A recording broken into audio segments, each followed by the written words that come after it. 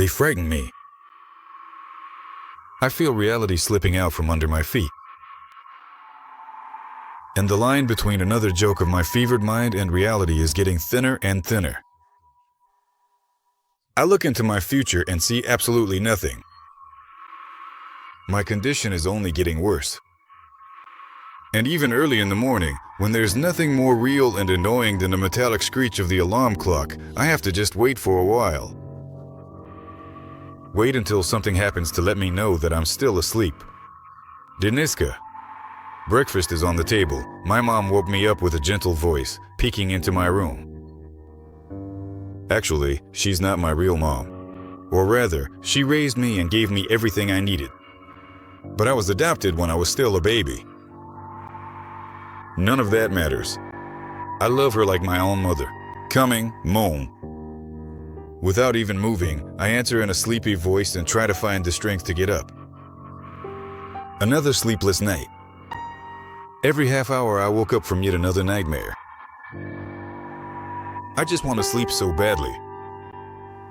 But no, I have to force myself to wake up. I hear the front door creak, light footsteps coming toward me. I feel her sit down next to me on the bed, leaning over me.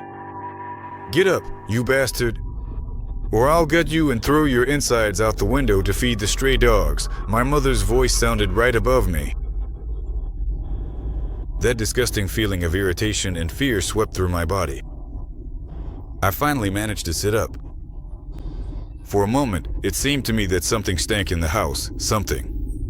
I smell it almost every morning, but then it suddenly disappears, and I forget about it almost instantly. Mom, just like a minute ago, was peeking out from behind the door with a smile on her face. Get up, it'll get cold," she says in a gentle voice and walks away. And it's like this every time. I try to drive it out of my head, trying somehow to fix everything. I even used psychotropic substances, but it was all pointless. After getting out of bed and getting dressed, I finally head to the kitchen. Wild, non-stop yelling, noise, chaos, shrieks, the clatter of chairs. Math class. The teacher stepped out of the classroom for 5 minutes. I think every student understands me and knows exactly what that's like. And in the middle of all this madness, there I sit, head bowed, slowly massaging my temples. Sometimes, through the uniform mass of sounds, I distinctly hear something that shouldn't be there. Somewhere behind me, there's the deafening roar of a chainsaw. I hear the familiar voice of a classmate. He's yelling that he's about to slowly cut off all his friends' limbs. Next to me, I hear the sound of my deskmate feeling nauseous. I know that none of this is actually happening. All right, class. Everyone back to your seats, now. Finally, the teacher returned. Everyone instantly went quiet and sat down at their desks. It's safe to open my eyes. All right, class. Everyone back to your seats, now. Finally, she, the teacher, had returned. Everyone instantly went quiet and sat down at their desks. It's safe to open my eyes. I pick up my pen, ready to take notes. What is this? This is a madhouse, not a school. We're starting a new topic. Multiplication and division of algebraic fractions. Now, copy the example from the board. Start writing, I said. Enough whispering. You bitches, if you don't stop whispering right now, I'll break every bone in your legs and make you crawl around the classroom until you drop dead. Wait a minute. What? I tore my eyes away from the squared notebook and looked up at the board. Maria Dmitrievna was standing with her back to the class as if nothing had happened, writing the example on the board. It seems like I'm only getting worse. Dodging puddles along the way, I was practically running home. Classes weren't over yet, but I just couldn't stay in the school building any longer. Pulling my hood over my head and putting in my earbuds, I tried to shut out the world around me as much as possible. For that brief moment when I barely lifted my eyes to avoid bumping into anything, there was silence in my ears, the kind that always comes between songs. "You animal. Drop dead." I hear a deep male voice next to me. Reflexively, I turn my gaze. The janitor, completely emotionless and paying absolutely no attention to me, was sweeping the street. Finally, my familiar 5-story building. My entrance, the elevator, the door to my apartment. Good thing I didn't run into anyone on the landing. Finally, I'm home. Mom is at work until late in the evening. Because of her schedule, I only see her in the mornings. She doesn't know about my peculiarities. That's actually for the best. My only entertainment lately is watching the fish. There's nothing else left for me. I can't watch TV. I can't go online. I can't even sit down and read a book. The letters will inevitably arrange themselves in such a way that I'll end up voicing yet another terrible thought in my own head. Thin streams of foul stench once again reached my nose. What is that? I got up from the chair and took a few steps, trying to find the source of the smell. Nothing. I don't smell anything anymore. Maybe it's just another illusion. My brain, it really loves to play tricks on me. I settle back into the chair, keeping my eyes fixed on the aquarium. "Honey, breakfast is on the table." As if on cue, my mom woke me with a gentle voice. I froze, waiting for another surge of activity from my sick mind. Silence. "Honey, come on, get up, it'll get cold." Mom was so gentle. I opened my eyes, saw her smile, and head to the kitchen. I can't even remember the last time my morning started off this well. No terrible words, no lies. Getting out of bed, I went to the kitchen, where pancakes with jam were waiting for me. Mom makes them better than anyone. We chatted together. At first, I kept expecting to hear something awful, but nothing happened, and I was able to completely relax. It had been a long time since we'd had such warm conversations. After taking a shower and getting dressed, I got ready and headed off to school. "Bye, Mom," I shouted as I was already opening the front door. "See you soon, honey, don't be late," she replied from another room. I stepped out of the apartment and had almost closed the door behind me. "I hope you die somewhere on the way and your corpse rots in some ditch, you bastard," she added in a completely calm voice. That disgusting smell filled the air again. I slammed the door shut and turned the key. Leaning my back against it, I crouched down. The joy didn't last long. I can't take this anymore. I just can't do this anymore. I don't want to. Another lesson was over. During those 40 minutes, my mind took over several times, and the teacher started saying terrible things. Now it's break time, and I'm walking down the hallway, trying not to listen. Everything happening around me feels oppressive. The constant tension of trying to tell truth from illusion gives me a terrible migraine. Now you're all gonna pay for this, you bastards. I hear a crazed scream behind me. I don't even know why, but lazily and indifferently, I turn toward the sound. A guy from the upper grades, his eyes completely wild, was running around swinging a school chair, making all the other students scatter away from him. Is it really that bad? Have I finally lost my mind? Even the people who had been standing nearby started backing away too. I could feel a faint breeze on my face from his wild swings.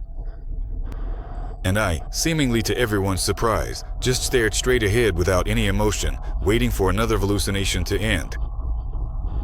He was already really close, so soon the scene would change to another one, showing the true reality of what was happening. Come on. Hurry up. A blow. Darkness. A terrible, throbbing pain in my right temple brought me back to my senses. What the hell? Where am I? My vision is doubled. I can't seem to focus my eyes. Definitely not at home. Dennis! Dennis, can you hear me? A pleasant female voice called out. I managed to make out a nurse in a white coat standing in front of me. I'll get the doctor. Lie still, don't move. Finally, my vision cleared up and I was able to look around. Next to me was a row of empty beds, white walls, and an 4 stand right up against my bed. Damn. I'm in a hospital. Has my condition really gotten that bad? Hello, Dennis. An elderly man entered the room, also dressed in a white coat. How are you? Do you remember anything? I remember school, and then I started feeling unwell. I replied in a weak voice, trying to be careful. The last thing I wanted was to be sent to a psychiatric hospital. You were hit on the head with a chair. By another schoolboy, just like you, only older. Kids these days have really lost their minds. He came up to me, shone a flashlight in my eyes, and wrote something down in the notebook he had brought with him. Hit me? So it really happened. I was completely stunned. What did you think? Did you think it was just a bad dream? You're lucky to be alive. If he hit you just a little higher, that would have been it. You wouldn't be here. The scoundrel is at the station right now with his parents. Parents? Oh God, I need to call my mom. She'll be worried. What time is it now? Calm down, young man. They couldn't reach you by phone, so we sent someone to your house to let your mom know. She's probably already on her way here, he reassured me. Without knocking, another person, apparently a clinic staff member, entered the room. It was clear that he was anxious. He asked the doctor to step outside with him, and I was left alone in the room again. Interesting. After coming to, despite the headache, I actually feel better than before. I just spoke with the doctor, and my illness didn't show itself at all. Could it be that the blow to my head somehow miraculously helped me? Maybe this hell is finally over? The door creaked, and a man I didn't know entered the room. His gaze, filled with panic and fear, was fixed on me. I felt that something was wrong. So sharply that I didn't even dare to ask who he was. My doctor entered the room again. He had no face. What's happening? I finally managed to say, Dennis, what have you done? The doctor said in a trembling voice. The unfamiliar man came up to me, took handcuffs from behind his back, and cuffed me to the hospital bed. No matter how much I begged, no one told me what was going on. All night, lying handcuffed to the hospital bed, I didn't close my eyes. I just couldn't understand what had happened, what I could have done. Another doctor came in. Without a word, he unceremoniously pressed on my cheekbones with his hand, making me open my mouth. He shoved something between my jaws, made me bite down. It was something like clay. After getting the impression, he left. Another unfamiliar person entered the room. The man who had been watching me nodded to him and left. The stranger walked up to the bed and tossed some kind of folder at me. With my free hand, I managed to open it. Some papers. I read the text. After the hospitalization of Denis Antropov, a student at secondary school number 13, who was injured as a result of an attack by another student from the same school, the school staff attempted to contact the victim's mother, with whom, according to the documents, he resided. After several unsuccessful attempts, the school's deputy principal, Maria Ivanovna Afanasieva, personally went to the residence of Denis Antropov and his mother. Attempts to call the apartment also failed, and Maria Ivanovna concluded that no one was home. The deputy principal was about to leave when she suddenly noticed a foul smell coming from behind the door. The police unit, along with medics and emergency services who arrived at the address, broke open the door and entered the apartment. Ekaterina Antropova, who was Denis Antropov's mother, was found dead in the apartment's kitchen. According to preliminary assessments, death occurred as a result of blood loss. The victim had a deep, jagged wound in the neck area. There were also bite marks all over her body. Preliminary analysis suggests that death occurred about 2 weeks ago. After the examination, it was found that the bite marks matched the dental pattern of her son, Denis Antropov. Therefore, he is the main suspect. "So, how do you like that, you sick bastard?" the stranger said. It was obvious that this was not a hallucination. I couldn't take my eyes off the paper. When I looked down at my body, I saw that my limbs were shaking. A tear slid down my cheek, and I vomited all over myself. And then, darkness again. A darkness I didn't even try to escape from. I wanted to stay in it forever. I'm in a juvenile detention center. There's just a little time left, and when I turn 18, they'll transfer me somewhere else.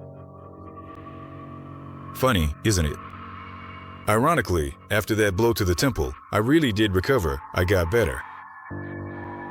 The false reality is gone now. And of course, no one believed me. The court decided that I killed my mother consciously, on purpose. And now I'm here. With its final blow, my illness managed to land me behind bars. For a long time. But I don't regret being here, because this is exactly where I belong. I don't deserve to be free. I want to stay here forever. I'm a sick bastard who for 3 weeks woke up every morning, deceived by my own mind, going to the kitchen to eat breakfast, to eat the flesh of the person closest to me.